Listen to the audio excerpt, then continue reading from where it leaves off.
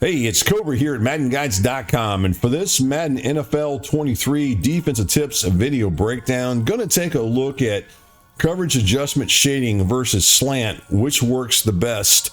And what I really want to show here is the 4 different type of coverage adjustments you can make, and hopefully you can find one that'll work best for you. In the case that I'm going to show you one that I think works the best, and hopefully that'll be something that you guys can use whenever your opponent runs the slant route. Before we actually hit the field, let's go ahead and take a look at the 2 plays that I'll be using for this video breakdown on the offensive and the defensive side of things. On the offensive side of things, the play that we're going to go ahead and use is this one right here. It's called gun Y off trio weak slants, and you'll find this one out of the Vikings playbook. And then on the defensive side of things, we'll be running this play. It's called $32 mug and 0 blitz, and you'll find this one out of the Eagles playbook.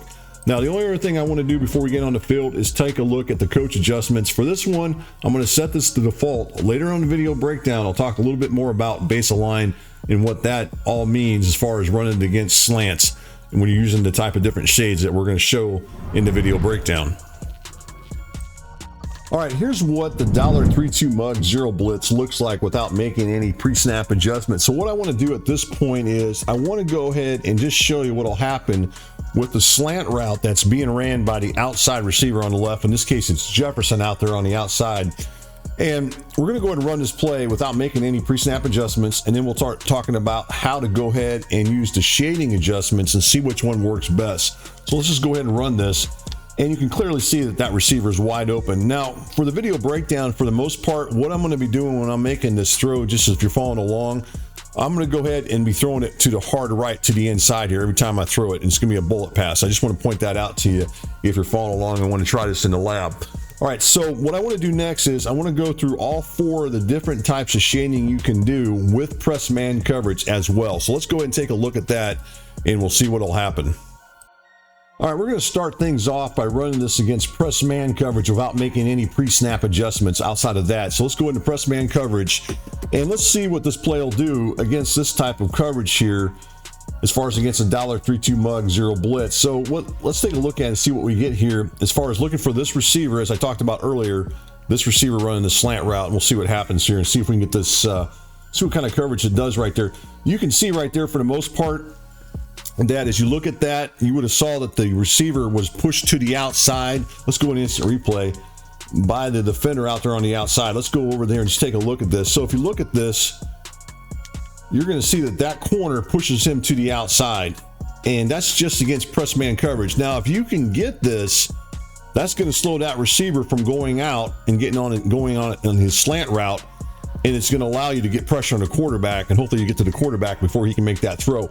So for the most part, this one, just by default, press man coverage does a pretty decent job at defending that as far as with this. So let's go and do it again. Same thing here. Right there, does a pretty nice job. Without having to make any other pre-snap adjustments, you can defend a slant simply by just running press, and hopefully you'll be able to do that. Now, let's go and run it one more time here. Now, on occasion, you're going to get something like this where that receiver does get open, where he can make that throw, such as what you saw on the screen. All right, let's go on to the next one, and we're going to go into inside shade. That'll be the next one I want to go ahead and show. All right, this time we're going to go ahead and do inside shades with press man coverage on there. So let's go ahead and do inside shade as you look at your screen right there, and let's see how well this one works. I feel like this one does a pretty good job as well as far as getting in there. That case, we didn't get there, but for the most part, I think this one does a pretty good job. Same thing here. Let's go ahead and do inside shade here, and then press man coverage as you look at it and see what happens with it, and see what we can get with this. See right there, there's that outside release, and then right there, the corner actually jumps in and kind of defends that pretty good. So I feel like the inside shade with the press man coverage does a pretty good job. Again, I'm going to do inside shade first, and then I'm going to do press man coverage. And let's go ahead and try it one more time here and see what happens with this.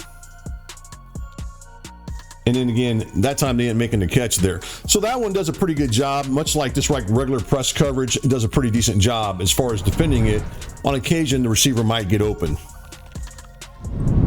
The next type of shade that I want to show with press man coverage is called over the top. So let's go ahead and do that one. So we'll go over the top and then in the press man coverage. Now I can tell you right off the bat, this is not going to defend it worth a crap. So let's go ahead and just take a look at it and run it but you can see clearly you might as well just be in normal man coverage there, because that's going to be open every single time. So I'm not going to really waste our time looking at that one. Just know that over the top with press man coverage does not defend the slant.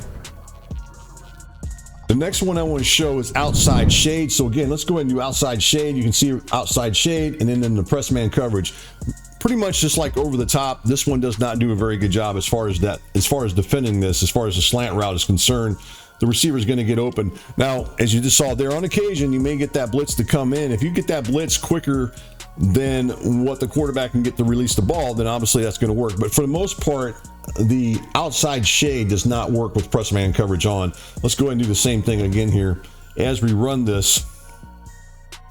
And you can see right there, the receiver is clearly wide open. So that's mostly what you're going to see when we run this, is against the outside shade with press man coverage. The slant route's not going to be defended very well.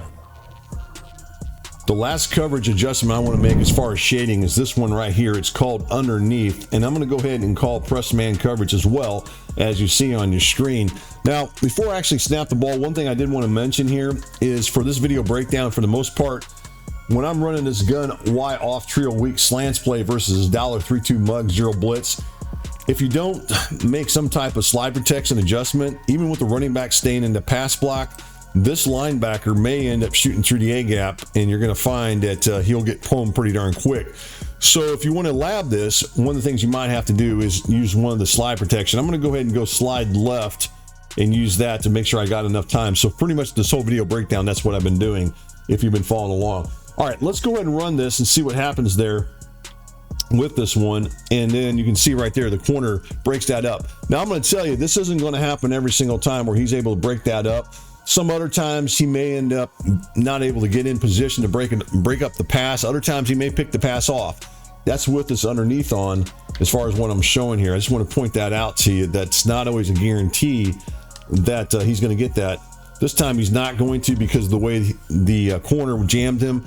The corner kind of pushed him a little bit to the outside, but not as much as I would have liked. Now, what you can do is, I'm going to go underneath here, and then I'm going to go inside shade, and then I'm going to go ahead and call press man coverage. So I'm going to kind of do both of them here and see what this does. And then I'll go ahead and slide protect to the left there as you look at it. See right there? See how he pushes them to the outside?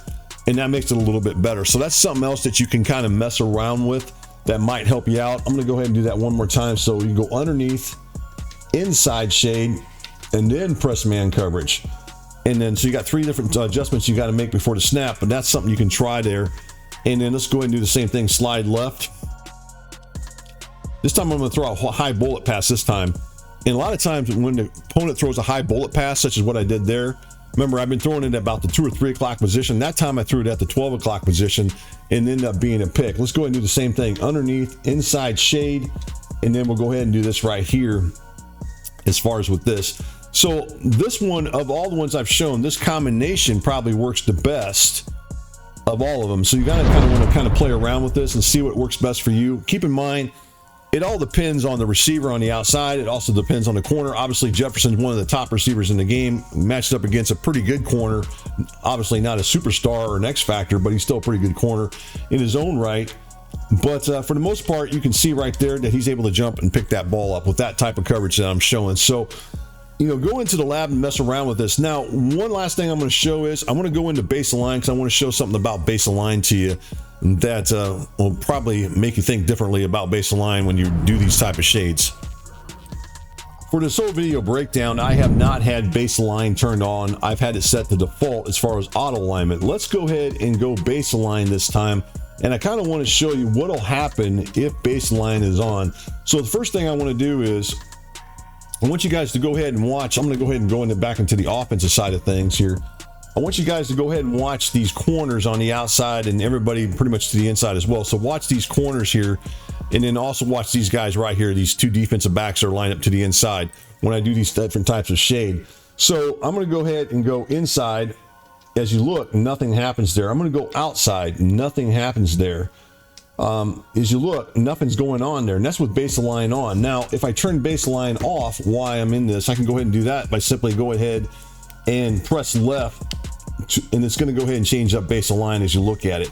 Now I can go ahead and make these adjustments here. See how they're moving again? If you look at those corners on the outside, you can see them moving and that's with base align off. So my point is, I don't know with base align on if this really helps you out as far as with these shades go. Let's go ahead and go back in here. So let's go into this and let's go ahead and run this with the shades. I'm going to do all the different type of shades again. So I'm going to go ahead and call inside shade, but as you look, the guy doesn't move. None of those corners move. And then I'm going to go ahead and call press man coverage. So none of them really move. Does that help out running this? And I don't think so. I don't think the base align works that well when you're trying to do these different type of shades. So that's my opinion. If anybody's got want to make an argument about it or a comment about it, just be constructive about it, because I'm not seeing it from my standpoint that using base align when you use these coverage adjustments as far as shading makes a difference. This time I just did outside shading, and again, I don't think it's going to make a difference here as far as with that. Again, that receiver's wide open. So what I'm trying to tell you is go into the lab and see if you're seeing the same thing I'm seeing, because I'm not seeing it as far as the base align. So hopefully that'll give you some other another tip to take a look at, or something to really think about when you're doing base align. Is it something you really want to do when you start using the shading type adjustments? I'm going to add one more tip to you guys, and I hope this one will help you guys out. This is the combination of using two of the different types of shades. And so let's go ahead and do that first. I'm going to go ahead and call underneath, and then I'm going to go ahead and call inside. So right there, I've got that set up as far as that goes. Now, for the whole video breakdown, I've been showing press coverage. I'm going to go ahead and change things up with one more adjustment here. And I want you guys to notice this guy right here, which is going to be this dime back. Now, he's supposed to be blitzing off the edge here, coming after the quarterback. Now, I want you guys to watch when I do this. Rather than hitting press coverage, I want you to go ahead and hit show blitz. Now, watch what he does. He goes over to the left-hand side. Now he's blitzing from the left side of the screen rather than from the right. And you still, as you look at it on the outside, you still get these guys are going to still jam those two outside receivers. So you're still going to get that. You're also going to get this guy jamming as well. So the coverages are pretty darn nice. It's the same thing, but now you're using two different types of shades. Plus you just switched the nickel or the dime back without even having to move him. And then that's going to allow you, if you want, you can always take control of this guy's covering a running back and kind of watch to see what the running back does. And that's going to determine what you do here. So if you want to use this guy right here, you could, which is what I'm going to go ahead and do if I were to control him. But right now, I actually got to go ahead and control the quarterback here. So that's what I'm going to do. But I want you guys to watch as I run this, and I'm going to go ahead and try to make that throw to Jefferson. But the coverages should still be pretty tight here, where I couldn't even get it off in time there. And you can see right there that jam was working very nicely. And that's just what I wanted to point out to you. If you got time to make the throw, great, as far as for them. But if they do make it, there's a good chance it's going to go ahead and be picked off. Let's go ahead and do it one more time. So again, we're going to do underneath, inside shade, show blitz. And then we're going to go with that as you look at it. And then I'm going to go ahead and run this play. I'm going to switch off this free safety for now, because I'm actually going to control him. But in another video breakdown, I do want to talk about this blitz. I want to show you some things with this as well. But for now, let's go ahead and go on with this and run this one more time. And you can see right there, there's just not enough time to make that throw, because they're getting nice. They're getting a nice jam at the line of scrimmage on those receivers, and the quarterback just doesn't have enough time to make the throw there. So hopefully this tip will help you guys out as far as defending the slants. Now, I'm going to tell you, anytime you do this underneath type stuff, what I'm showing here in the game, or at least in this video breakdown, anytime you start doing this underneath stuff here, then you run the risk of being beat deep. And there's some things that'll go on. There's a lot of routes in here that can beat this underneath as well. So you got to be real careful about what you do whenever you use it. Now, what I want to do is later on in another video breakdown, I'll talk about the underneath and things you can do to help counter that as far as some of these pass routes that can beat this type of coverage. So hope you guys will take a look at that. Maybe later down the road, we'll let you guys see that video breakdown. But for now, guys, hope this is something you guys can use that will give you some food for thought, and something that you might be able to use as a defensive tool to defend the slants.